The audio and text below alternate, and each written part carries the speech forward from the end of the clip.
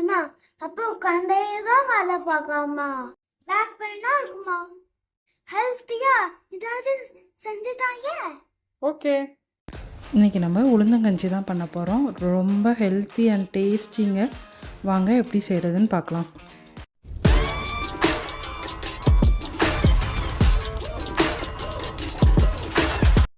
உளுந்தங்கஞ்சி பண்ணுறதுக்கு ஒரு பேன் எடுத்துக்கலாம். நான் இன்றைக்கி 1 கப் உளுந்தம்பருப்பு எடுத்திருக்கேன். ஒரு 100 கிராம்ஸ் இருக்கும். அதை நல்லா வறுத்துக்கலாம். கலர் சேஞ்ச் ஆனால் போதும். பாருங்கள், இந்த அளவு கலர் சேஞ்ச் ஆகணும். இப்போ இதை மிக்சியில் போட்டு நல்லா மையாக அரைச்சி எடுத்துக்கலாம். அடுத்ததாக நம்ம மண்டவளத்தை துருவி வச்சுக்கலாம்.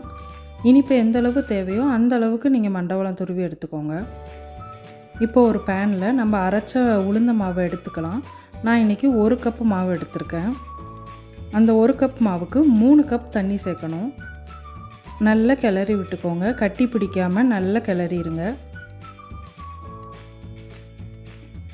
இப்போ நம்ம அடுப்பை ஆன் பண்ணி பேனை வச்சுக்கலாம். கொஞ்சமாக உப்பு சேர்த்துக்கலாம். நல்லா கிண்டி விடுங்க. நல்லா கிளறும் போது அந்த சூட்டுக்கு நல்லா கொழு கொழுப்பாயிரும். பாருங்கள், மாவு நல்லா வேகணும்.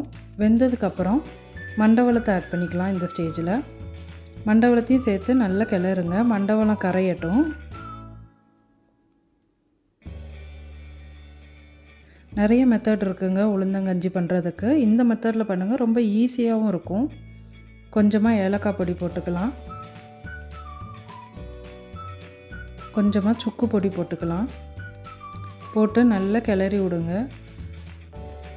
பாருங்கள், நல்லா திக்காக இருக்குங்க. இந்த ஸ்டேஜில் நம்ம பால் ஆட் பண்ணிக்கலாம். பால் சேர்க்கும் போது நல்ல டேஸ்ட் இருக்கும். கொஞ்சமாக தேங்காய் துருவல் சேர்த்துக்கலாம். டேஸ்ட்டுக்காக தான். நல்லா கிண்டி விடுங்க. அவ்வளோதான். டேஸ்டியாக இருக்குங்க. ரொம்ப ஹெல்த்தி. வாரத்துக்கு ஒரு முறை கண்டிப்பாக எடுத்துக்கிட்டோன்னா ரொம்ப உடம்புக்கு நல்லது. குழந்தைகளுக்கு அப்பப்போ இந்த மாதிரி ஹெல்த்தியாக செஞ்சு கொடுத்தோன்னா அவங்களும் நல்லா விரும்பி சாப்பிடுவாங்க. கண்டிப்பாக ட்ரை பண்ணி பாருங்கள். ட்ரை பண்ணி பார்த்துட்டு எப்படி இருந்ததுன்னு கமெண்ட்டில் சொல்லுங்கள்.